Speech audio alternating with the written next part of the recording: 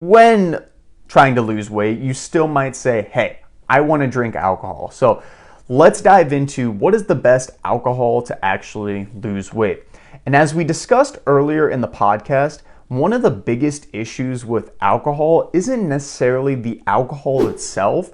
It's actually the fact that alcohol is paired with a lot of drinks and a lot of different mixers, quote unquote, that might be extremely high in sugar. So one of the best ways to lose weight, and specifically looking at the best alcohols to lose weight, is to try to stick with straight alcohol. If you are going to use different, let's say, chasers, or I actually don't drink, so this is kind of tough for me to know. I used to work at a liquor store, so that kind of makes it interesting. But you usually pour some mixers. You might have like a soda with it, something to chase it with so it's not as harsh. Doing lower sugar options of this will greatly decrease the overall amount of calories you're consuming, which can help keep your weight loss and fat check in overall in the best priority. So let's think about some different ways to do this. Maybe instead of rum and Coke, you have rum and Diet Coke. I know a lot of times when people are making margaritas, they actually have lower sugar, either skinny margarita drink mixes, or maybe just some of those, I can't remember what they're called. They're those concoction syrups, simple syrups. Some of those are actually diet now. And if you are trying to diet and monitor your calories, taking something that has a high amount of sugar and adding it to your overall alcohol is not going to be good for you. But if you do take something that's lower sugar or even sugar-free, adding it to it, it's going to have a less highly effect on your overall calorie burden goal. So trying to find things that are diet and lower in sugar is going to help you the best. And this next portion, I wanted to give you a few different actionable items on how many calories are actually in alcohol, because I think this is something that a lot of people don't realize and don't get.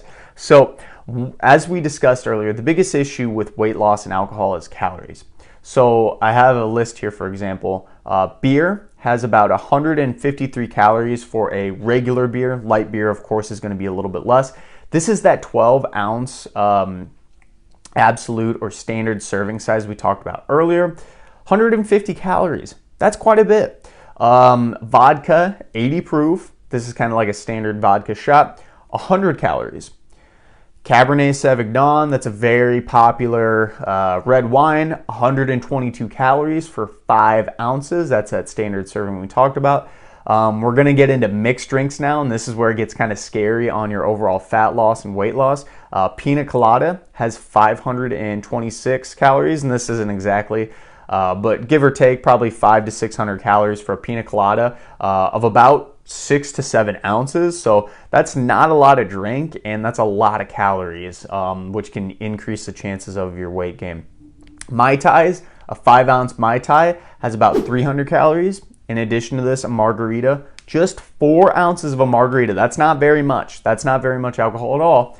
170 calories. So as you can see, the problem not only is the fact that the alcohol has calories, but when you start making these pina colada drinks with a lot of sugar, margaritas with a lot of sugar, it adds so many extra calories from sugar. You might even be experimenting and adding in a little bit of like fat, so like oils and stuff. I really don't know. People get crazy with these drinks, but it can lead to a large increase in overall body weight simply because you're not monitoring the overall calories. So when we're going back to this idea on what is the best alcohol to lose weight, we want to have something that is as much alcohol as possible with as little of those added chasers as possible. Obviously, if you're wanting to just lose weight, cutting alcohol out completely is probably your best bet, as we talked about from those different negative consequences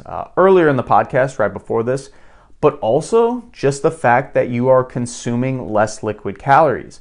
A lot of people notice when they're trying to lose weight, the first thing they'll do is start cutting out soda. And maybe replace it with diet soda or water. And just that little bit of calorie loss from those different things is going to make a huge, profound difference on the ability for you to lose weight. I want you to think about this too. If you are somebody, let's use beer for the example from our list we have. Somebody is drinking, maybe it's a man, so they're having 2 drinks, 2 standard drinks a day. That's that moderate consumption of alcohol, moderate consumption of beer. 150 calories in just one 12-ounce beer. Okay, that's great. Say they have 2. That's 300 calories, literally 300 calories. Say you take 300 calories from your diet away every single day. You're going to be at about just a little bit over losing half a pound of body weight every 10 days or so. That's insane. That's insane. Especially when you take in the fact that if you do substitute it with something like water, you're going to be a lot more hydrated, a lot better for your workouts. So it's just something important to note when it comes to overall consumption.